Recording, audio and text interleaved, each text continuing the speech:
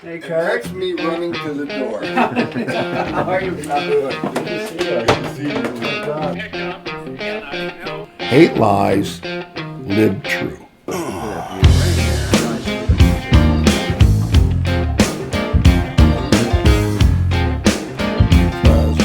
And that really kept me moving too. The last thing I learned, and I missed one, but the last thing I learned was that you don't have to look very far to find someone a little worse off than you do. And they're handling it with grace and dignity. And I got to tell you, in that hospital room, there were times when I was throwing stuff and getting angry with Pam. As a matter of fact, there was a day, and these people, I don't know why, they brought me those blown up balloons in the little Get them foil up to thing. the ceiling? Yeah. Okay. And got the strings down. And the air conditioner was almost always on. And so I'm sitting there in this bed. I can't get up. I can't do anything. And when I'm in there alone, and they're going constantly. I'm thinking, I want a dart gun. I want something to shoot that down. I called the nurse. I said, can you move those out of here? She said, well, I'm not going to throw away a gift, but I'll put it over by the door. Fine, that should work. There, and then I see boom, boom, boom, boom. Shh, shh, shh. And finally, when my wife came that day, I said, Pam, get those dang things out of here. And she said, oh, I don't think you recognized who walked in the door. Don't be screaming at me. She said, though somebody was really loving that.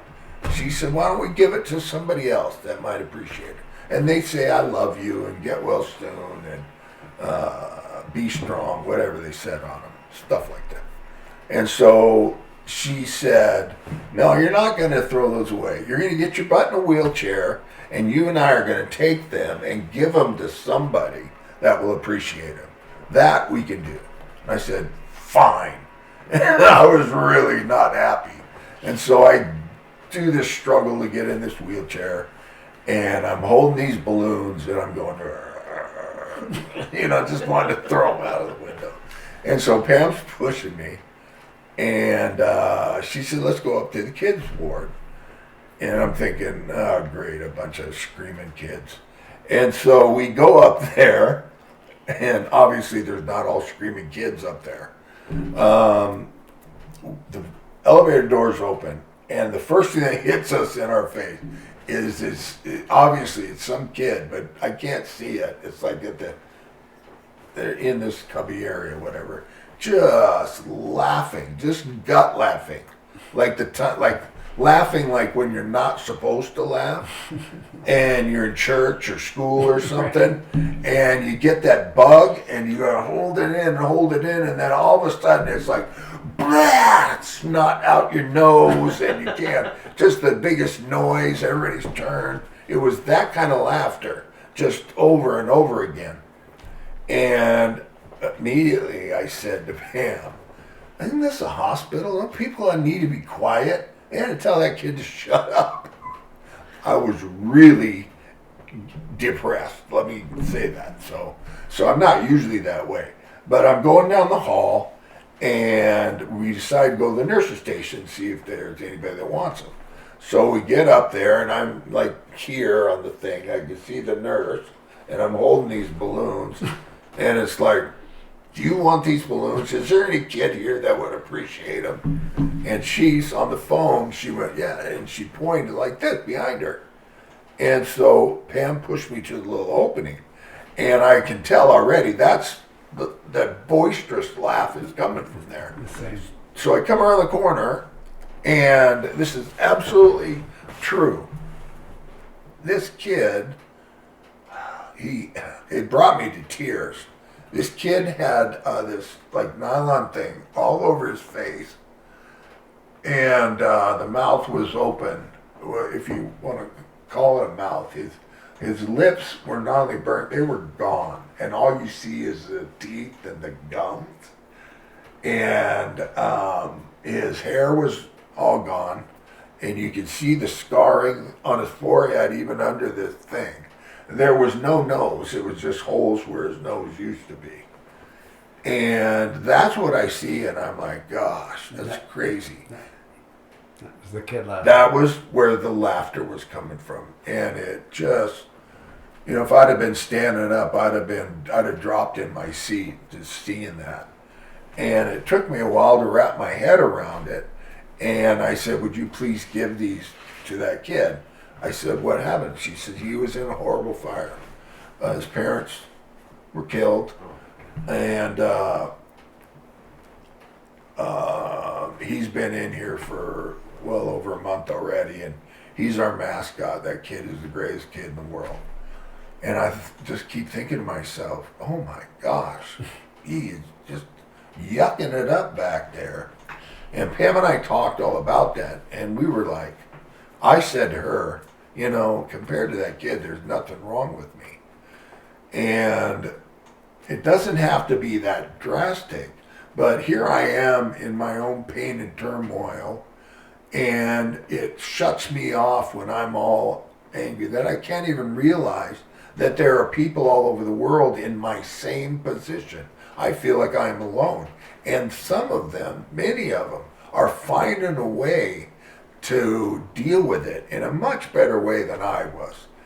Just feeling, seeing the grace and strength and all that. And I still think about the kid often. Pam does too. And that was an experience in my life. And, you see people for who they really are, which then challenges you to love them. You realize that there's people out there dealing with horrible circumstances and finding a way to deal with it. And you're capable of doing that too. What was the other one I told you? I'm sorry. I've been diagnosed with early onset Alzheimer's from the concussions. So I forget things right when I'm talking about them. But the other issue was your life doesn't have to, you don't have to do some grandiose thing to make your life worth living and to leave a wonderful legacy. You just need to be nice to people.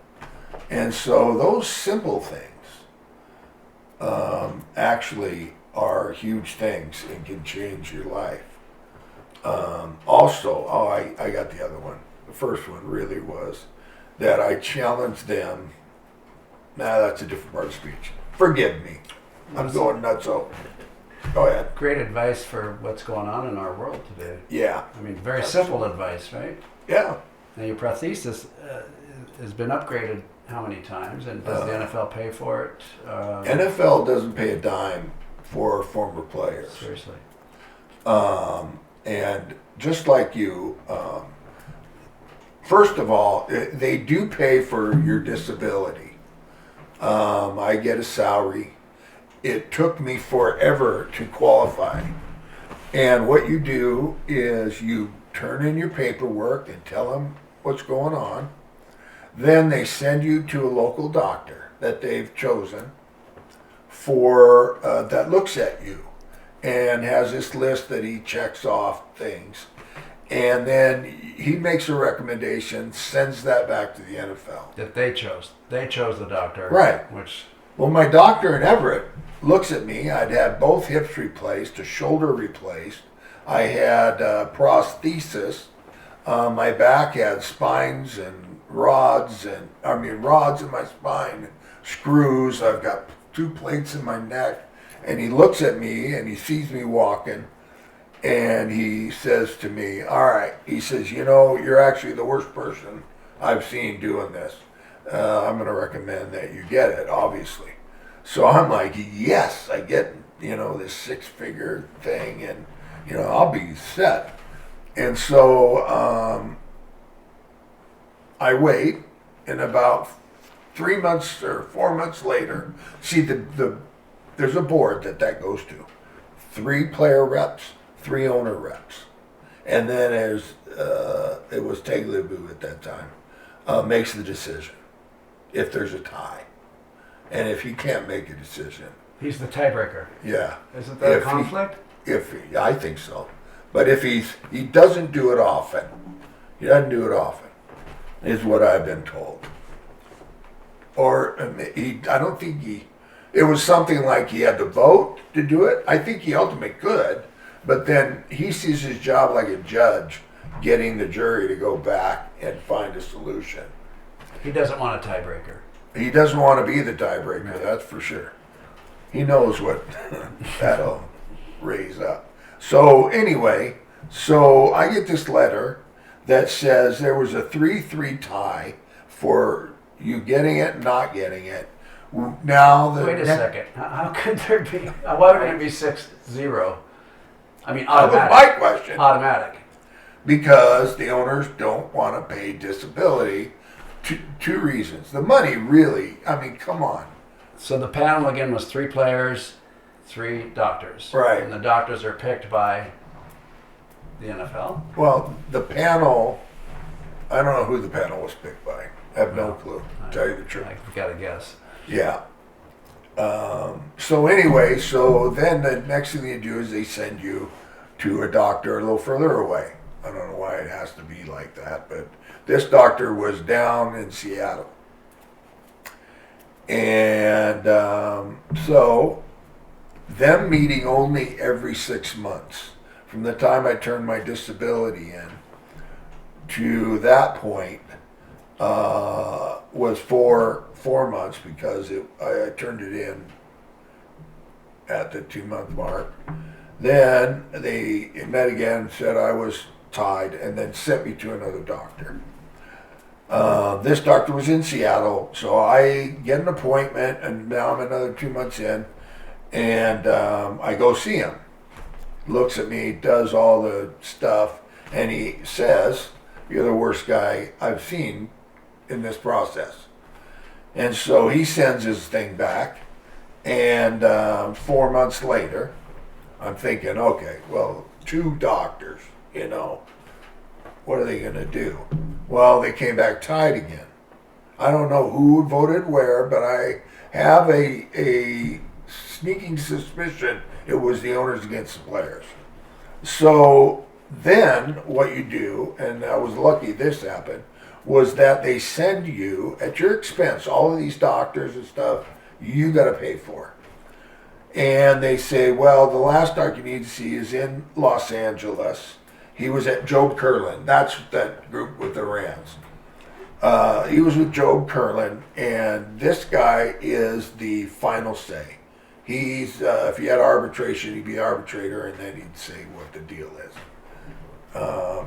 And they can't challenge him. It's been agreed to during the collective bargaining agreement that if it goes through and 2 doctors and the guys can't come to an agreement, you send them to this 3rd and final guy who makes his recommendation, and that stands. I'm feeling pretty good about it, but flying down there on my credit card, and I'm feeling fairly good about it because the other doctors, but I know with the NFL, it's never done. I mean, who knows what's going to happen. So I go down there, and lucky enough, he told the truth. And so I finally, a year and a half after I applied, going through 3 doctors that said, absolutely you should get it, and being kicked back, I realized the NFL does not want to pay you your money and to have this growing list of people who the game disabled. They don't want that, and that's why they hid all the brain things, because they were afraid, and they were afraid players wouldn't play, and that, it's just a lot of things. They covered their butt.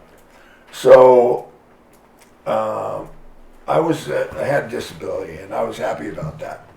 But then when 4 of us were asked, they picked 4 players, Sanchez, a representative from California, and I think it was Maxine Waters. And then there was another one that his husband played. I can't remember her name. That wasn't in the committee. It was the committee that controls the antitrust rules which the NFL needs. They, if other people can, they have a corner of the market of professional football, basically. And because they're so big, nobody else can be successful. It's a monopoly. And that's what antitrust was supposed to keep from happening.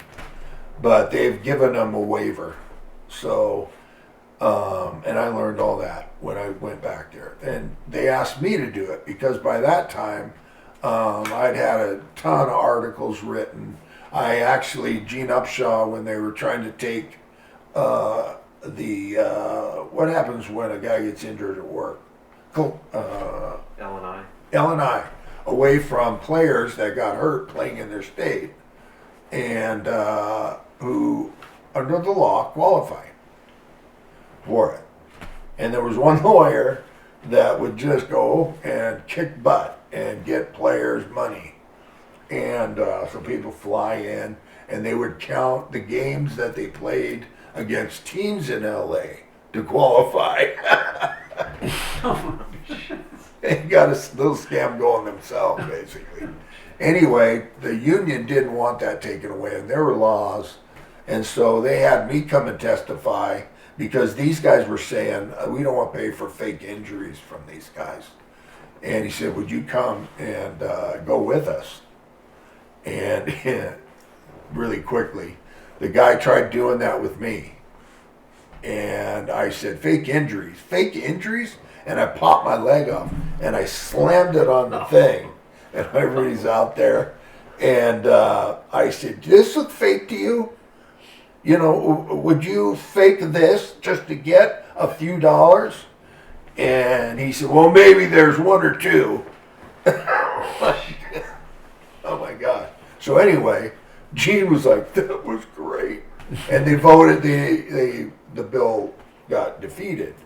But the NFL was being challenged because of the disability process that was set up against the players. It was tilted so they would fail. They would send guys with brain issues to orthopedic guys to get to say yes or no. Mm-hmm. And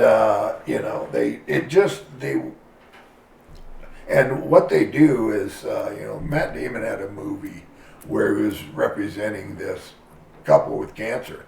And the insurance company's motto was deny, deny, deny, deny. Mm-hmm. And then they'll get tired and quit. Mm-hmm. And that's basically what one guy with a brain problem accused them of. We're sitting in front of the committee, they have you write out your whole testimony. And then you get 5 minutes to summarize and say whatever you want them to hear.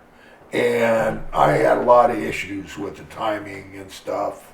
And but my biggest issue I wanted to get across is what you said.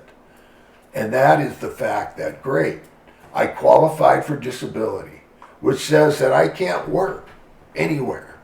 And if I make any money, you guys take that away from me. And my job I had before this, I was only spending about a third of the time there. I worked for the city of Everett as a recreation superintendent. They finally moved me to the foundation to do it and to work, but my surgeries and all that, it was crazy. So I said to them, we have this, great. I have money in my pocket, I can pay my bills, and I appreciate that very much. I walked the gauntlet to get it. I told them about that, but then I told them how much I appreciate the money. But I said, what doesn't make sense to me is by virtue of qualifying for the disability, I can't work. Therefore, I can't get insurance. So I spend a ton of this money paying for medical crap, or for me and my wife, about $900 a month, what was quoted back then.